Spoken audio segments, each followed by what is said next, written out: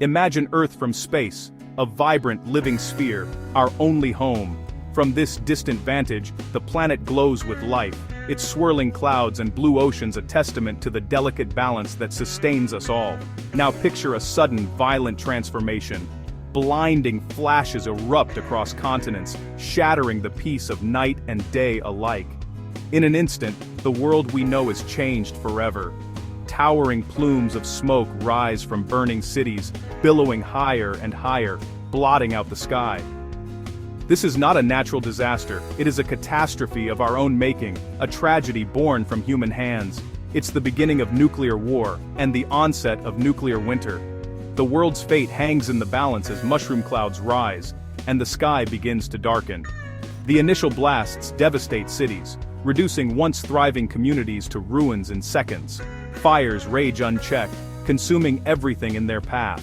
But the true catastrophe is just beginning.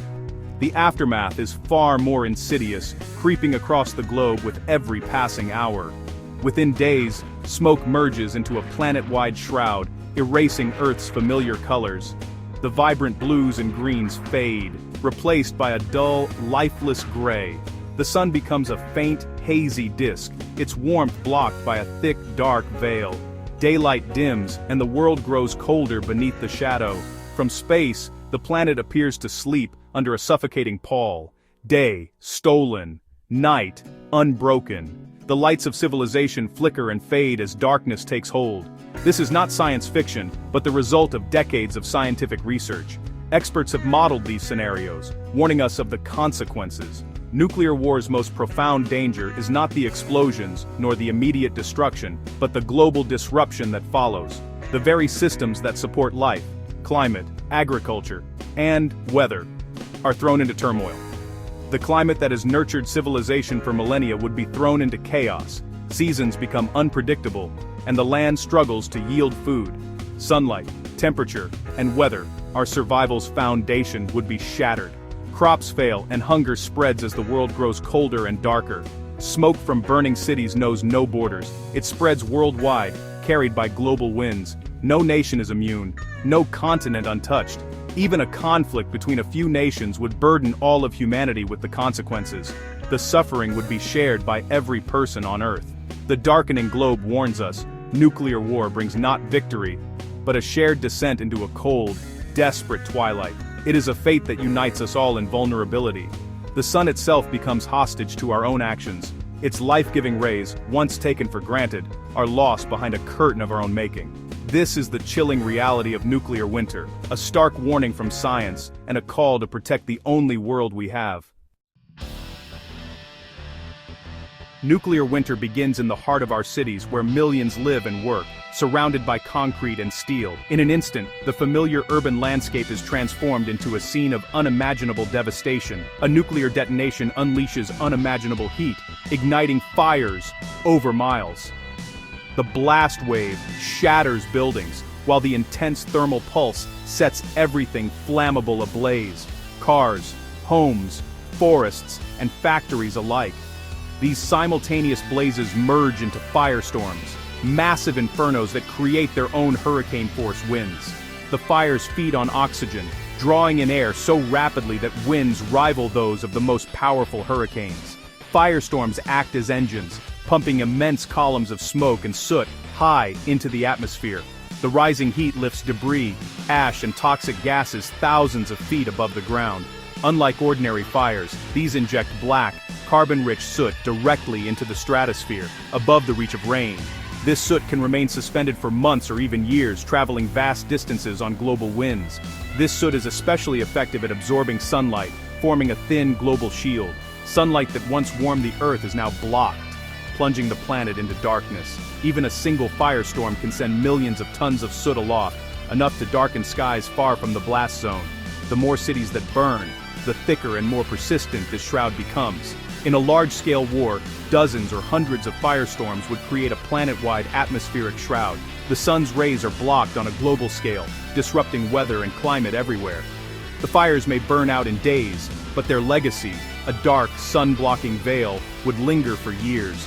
Crops would fail, temperatures would plummet, and ecosystems would struggle to survive in the new darkness.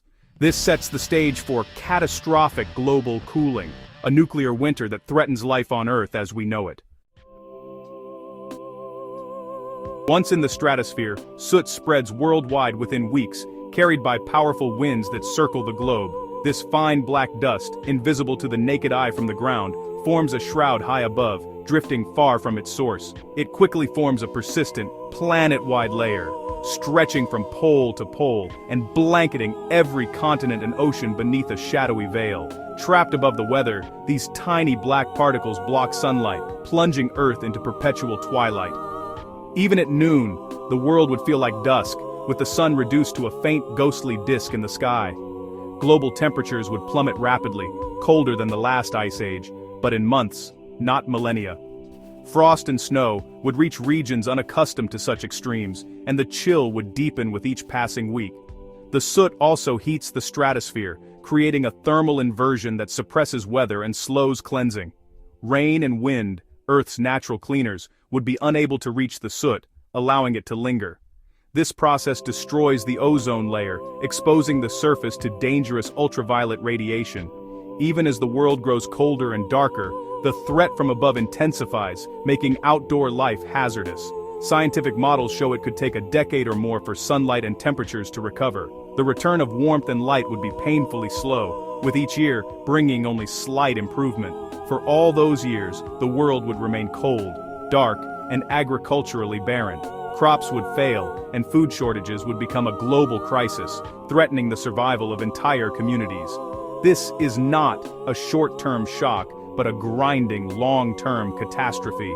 Societies would struggle to adapt, facing years of hardship and uncertainty. Every ecosystem would feel the impact, forests would wither, oceans would cool, and wildlife would be pushed to the brink, struggling to survive in a world transformed. The world would be trapped in climatic disruption for a generation, with children growing up never knowing the warmth and brightness of the sun as it once was. The numbers are stark. Even a regional nuclear war, say between India and Pakistan, could ignite 100 Hiroshima-sized bombs over cities. This would inject about 5 million tons of black soot into the stratosphere. That's less than 1% of the world's nuclear arsenal, yet enough to disrupt the global climate. In a larger conflict, hundreds or thousands of warheads, up to 150 million tons of soot, could be released. Sunlight in the northern hemisphere would drop by up to 80%. Temperatures would plunge. A regional war could cool the planet by 1.5 degrees, a large-scale war by 8 degrees or more. For context, the last ice age was only 5 degrees colder than today. Summer temperatures could fall below freezing across continents. The arithmetic is clear: even limited nuclear war means global catastrophe. The immediate impact: agriculture collapses. In the world's breadbaskets, summer highs barely reach freezing. Crops can't grow. Global food production would plummet, triggering famine on an unprecedented scale. Weather patterns would break down. Monsoons could fail, causing drought for billions. Some regions might see unseasonal snow, others catastrophic drought. The ozone layer, already damaged, would let in dangerous UV radiation, harming survivors and plants alike. Rivers and lakes could freeze, even in temperate zones. Ecosystems would collapse. Survival becomes a daily struggle for warmth and food. The planet would become alien and hostile, an endless winter with no relief in sight. This is the world nuclear winter would create. The idea of a limited nuclear war is a deadly illusion. Even a small conflict, 100 bombs, would send soot around the globe in weeks. The resulting drop in sunlight and temperature would trigger worldwide crop failures and famine. No nation would be spared. Billions could face starvation, far from the conflict zone. There is no such thing as a contained nuclear war. Every weapon is a threat to the entire planet. The threshold for catastrophe is far lower than most imagine. Any use of nuclear weapons against cities is an act of global aggression. No country can shield itself from nuclear winter. Neutrality, distance, and wealth offer no protection from a soot-darkened sky. Leaders everywhere would watch helplessly as crops fail and famine spreads, regardless of their role in the conflict. The logic of nuclear deterrence collapses when even a limited war threatens everyone. Nature responds only to physics, not politics. Global famine would spark chaos, collapse governments, and erase borders. The struggle would shift from nations to individuals, fighting for survival.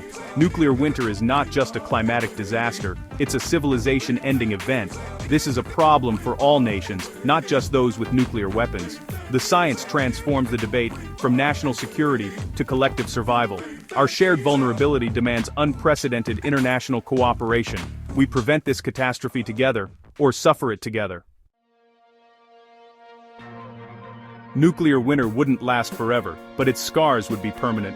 Recovery would take a decade or more. For years, the world would be cold, dark, and nearly barren. Mass extinction would follow, rainforests gone, ecosystems shattered, biodiversity erased. Survivors would inherit a damaged planet, depleted ozone, poisoned water, infertile soil. Civilization's recovery would be slow and uncertain, with knowledge and infrastructure lost. The world would never return to normal. It would be harsher, emptier, and more dangerous. Prevention is the only sane option. We are custodians, not masters of this planet. By maintaining nuclear arsenals, we hold a lit match over our only home. The choice to avoid this future is ours, but time is running out.